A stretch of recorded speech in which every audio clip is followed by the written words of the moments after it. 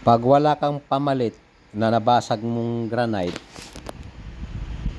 pwede remedyohan. Ganito lang, oh, masilyahan mo lang.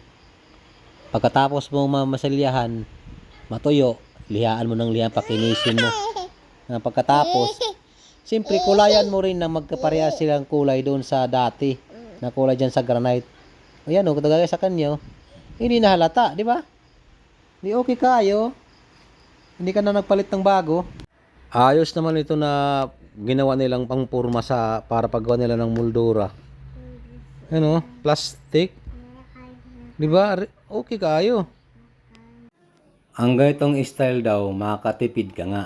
Ang tanong, kamusta kaya matibay kaya ang ganitong pamamaraan? Kasi mababaw lang din ng kanilang puting, tas poste na agad, nakatusok lang ay. Gamay pagod ang bakal.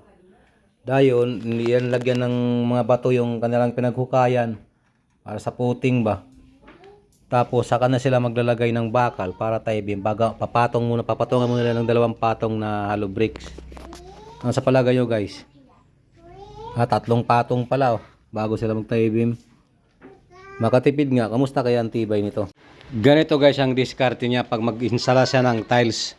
Medyo makapal kasing habulin kaya ganyan. Inano lang niya, ginamitan ng dry pack. Saka timplada niya ng simento, oh, talagang maganda pa kadali. Siyempre green out muna yung ilalim, pagkatapos ibabaw rin binilagyan ng malabnaw na simento halo. Tapos kailangan niya pagganyanan para kumapit yung adhesive na ibabak ring niya doon sa tiles. At saka siyempre compress niya maigi, parang pantay. Yan po ang pamamaraan nila. Talagang iba-ibang klase talaga, depende na lang sa klase ng tiles o laki. Ba okay kaayo ah, oh, di ba?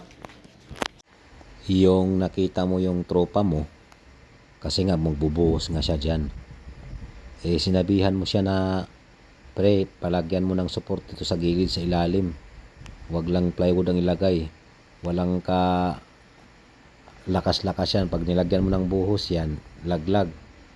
Eh, sasabihan ka lang na mas marunong ka pa. Watch and learn lang. Okay. Wala kasi siyang nilagay na supported sa ilalim. Kaya pag mabigatan na yan sa iba, plywood lang yan eh. Talagang bibigay yan, mauulit ang trabaho mo yan. Ipagbigyan kay, meron talaga ganyan tao na aya talaga masabihan ba. Gusto niya talaga gagawin ng gusto niya. Ay ikaw naman, concern ka lang naman eh. Para di pa ulit-ulit ang trabaho. Diba? Taa daw, di. Yan ang sinasabi na eh.